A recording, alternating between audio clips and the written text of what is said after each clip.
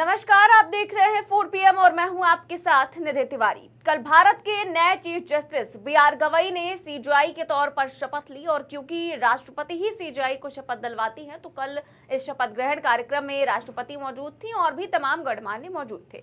लेकिन कल ही नए CJI ने शपथ ली और आज ही बवाल मच गया है और सुप्रीम कोर्ट पर खुद राष्ट्रपति ने सवाल खड़े कर दिए हैं। तो क्या सवाल खड़े कर दिए हैं और क्या कुछ कहा है, कौन से सवालों के जवाब मांगे हैं, सब कुछ आगे आपको बताएंगे। पहले आपको बता देते हैं कि मामला क्या है। दरअसल सुप्रीम कोर्ट ने 8 अप्रैल को एक ऐतिहासिक फैसला दिया था। इसमें तमिलनाडु के राज्यपाल और राष्ट्रपति के लिए राज्य के विधेयकों पर फैसला लेने के लिए समय सीमा तय की गई थी और कहा गया था कि राष्ट्रपति और राज्यपाल दोनों को 3 महीने के अंदर इस पर फैसला देना पड़ेगा। राज्यपाल जो है वो विधेयकों को ज्यादा समय तक अपने पास नहीं रोक सकते। अब इसी को लेकर जो टिप्पणी सुप्रीम कोर्ट ने की थी, इसी फैसले को लेकर खूब हंगामा मचा था। बीजेपी के तमाम नेताओं ने सुप्रीम कोर्ट के इस फैसले की खूब आलोचना की थी। यहाँ तक कि उपराष्ट्रपति जगदीप धनखड़ ने भी सुप्रीम कोर्ट के इस फैसले की कड़ी आलोचना की थी। उपराष्ट्रपति ने तो यहाँ तक कह दिया था कि सुप्रीम कोर्ट सुपर संसद की तरह काम कर रही है और बीजेपी के सांसद निशिकांत दुबे की टिप्पणी तो आपको याद ही है। और अब सुप्रीम कोर्ट का ये फैसला एक बार फिर से चर्चा में आ गया है क्योंकि राष्ट्रपति द्रौपदी मुर्मू ने इस फैसले पर सवाल उठाए हैं। ये आज की बहुत बड़ी खबर है और खबर देखिए, लिखा है कि सुप्रीम कोर्ट की ओर से समय सीमा तय किए जाने पर राष्ट्रपति ने उठाए सवाल, कहा संविधान में ऐसा कोई प्रावधान नहीं। खबर में आगे लिखा है कि राष्ट्रपति द्रौपदी मुर्मू ने प्रेसिडेंट और गवर्नर के लिए डेडलाइन तय करने पर सवाल उठाए हैं। राष्ट्रपति मुर्मू ने पूछा कि संविधान में इस तरह की कोई व्यवस्था ही नहीं है, तो सुप्रीम कोर्ट कैसे राष्ट्रपति राज्यपाल के लिए बिलों पर मंजूरी की समय सीमा तय करने का फैसला दे सकता है। मुर्मू ने बुधवार को सुप्रीम कोर्ट से 14 सवाल पूछे हैं। मुर्मू ने राष्ट्रपति और राज्यपाल की शक्तियों, न्यायिक दखल और समय सीमा तय करने जैसी बातों पर स्पष्टीकरण मांगा है। तो सुप्रीम कोर्ट के फैसले पर राष्ट्रपति जी ने आपत्ति जताई है और कहा है कि देश के संविधान में ऐसा कोई प्रावधान नहीं है, तो सुप्रीम कोर्ट किस आधार पर यह फैसला दे सकता है। दरअसल इस पूरे मामले की शुरुआत तमिलनाडु के गवर्नर और राज्य सरकार के बीच हुए विवाद की बात हुई। गवर्नर ने राज्य सरकार के बिल रोक दिए थे। इस पर जब तमिलनाडु सरकार सुप्रीम कोर्ट में गई तो बहुत ही ऐतिहासिक फैसला सुप्रीम कोर्ट के 2 जजेस ने दिया था। जस्टिस JB पारदीवाला और जस्टिस R महादेवन की बेंच ने इस पर फैसला दिया।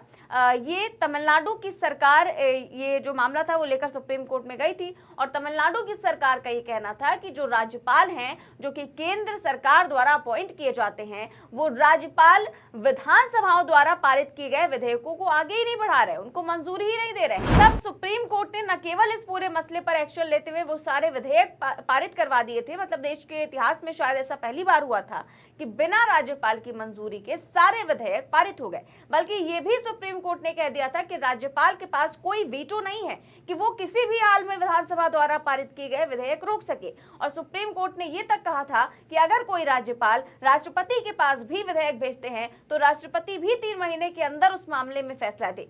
तो इसी फैसले को लेकर के उसके बाद से लगातार ये पूरा मामला शुरू हुआ, गर्माता चला गया और कहा गया कि सुप्रीम कोर्ट राष्ट्रपति को आदेश कैसे दे सकता है। तो इसी पूरे मामले को लेकर लगातार सरगर्मियां तेज थी, बयानबाजियां तेज थी। लेकिन अब जो जानकारी निकलकर सामने आई है वो बहुत ही महत्वपूर्ण है क्योंकि राष्ट्रपति ने कुछ सवाल करते हुए सुप्रीम कोर्ट से सुझाव मांगे हैं। क्या सवाल किए हैं आप खुद देखिए। पहला सवाल है कि बिल आने के बाद राज्यपाल के पास कौन कौन से संवैधानिक विकल्प होते हैं। क्या राज्यपाल को फैसला लेते वक्त मंत्रिपरिषद की सलाह मानना अनिवार्य है। क्या राज्यपाल के फैसले को कोर्ट में चैलेंज किया जा सकता है। क्या आर्टिकल 361 राज्यपाल के फैसलों पर न्यायिक समीक्षा को रोक सकता है। राज्यपाल के लिए संविधान में अगर समय सीमा तय नहीं है तो क्या कोर्ट ये तय कर सकती है। क्या राष्ट्रपति के फैसले को कोर्ट में चैलेंज किया जा सकता है। क्या अदालत राष्ट्रपति के फैसलों पर समय सीमा तय कर सकती है। क्या सुप्रीम कोर्ट की राय लेना राष्ट्रपति के लिए अनिवार्य है। राष्ट्रपति ने अनुच्छेद 142 से जुड़ा भी सवाल किया। उन्होंने पूछा कि क्या अनुच्छेद 142 के तहत राष्ट्रपति या राज्यपाल के संवैधानिक कार्यों और आदेशों को बदला जा सकता है। ये सवाल पूछे गए हैं सुप्रीम कोर्ट से और ये सवाल पूछे हैं राष्ट्रपति ने।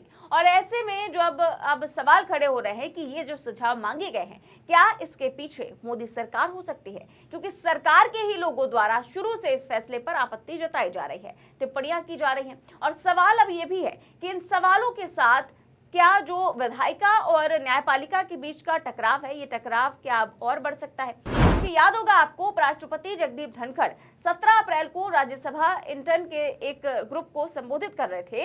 इस दौरान उन्होंने सुप्रीम कोर्ट के फैसले पर आपत्ति जताई थी। धनखड़ ने कहा था कि अदालतें राष्ट्रपति को आदेश नहीं दे सकती। संविधान के अनुच्छेद 142 के तहत कोर्ट को मिला विशेष अधिकार लोकतांत्रिक शक्तियों के खिलाफ 24/7 उपलब्ध न्यूक्लियर मिसाइल बन गया है, जो सुपर पार्लियामेंट की तरह काम कर रहे हैं। उपराष्ट्रपति ने कहा था कि हमारे पास ऐसे न्यायाधीश हैं जो कानून बनाएंगे, जो कार्य करेंगे और सुपर संसद के रूप में भी कार्य करेंगे। उनका कोई जवाबदेही नहीं होगी, क्योंकि देश का कानून उन पर लागू नहीं होता। लोकतंत्र में चुनी हुई सरकार सबसे अहम होती है और सभी संस्थाओं को अपनी सीमाओं में रहकर ही काम करना चाहिए।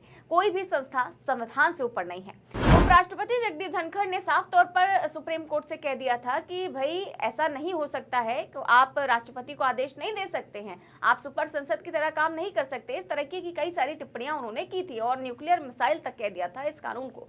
वैसे आपको ये भी बता दूं कि 13 तारीख को जब संजीव खन्ना रिटायर हो रहे थे, तो जाते जाते उन्होंने बहुत ही अहम बात बोली थी। उन्होंने कहा था कि सुप्रीम कोर्ट जो भी करता है वो अधिकार उसको संविधान ने दिया है, वो उसकी ड्यूटी है और सुप्रीम कोर्ट के पास ये अधिकार है और ये अधिकार खुद संविधान देता है कि वो कोई भी फैसला संविधान की कसौटी पर कर सके।